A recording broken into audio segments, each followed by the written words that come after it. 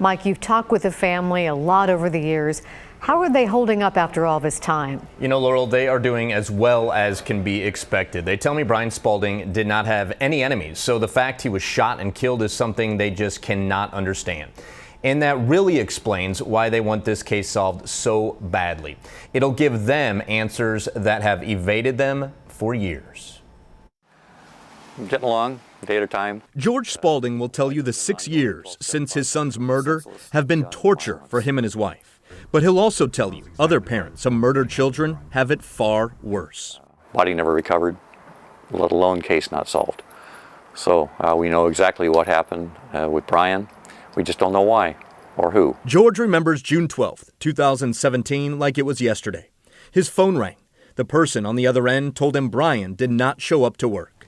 George and his wife raced over to Brian's house on Northeast 10th near Irving Park.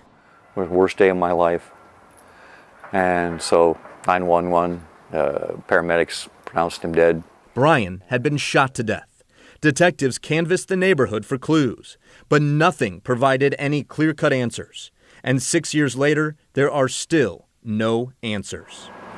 If somebody out there knows something about it, it would be nice if they would tell somebody. Carolyn Spaulding wants nothing more than justice for her only son, whose murder has left her feeling helpless. I don't particularly like to just accept the situation as it is, but it's no good to fight it either. Carolyn and her husband George hope this is the year Brian's murder is solved once and for all. Resolution in the case, they say, would mean the world to them. Well, we'll still miss him every day. That will continue on. Nothing can bring him back. All right, between reward money put up by Crime Stoppers and reward money raised by family and friends, I can tell you that more than $25,000 is available for information that leads to an arrest and conviction in this case. So if you have any information, pick up the phone and call the Portland Police Bureau.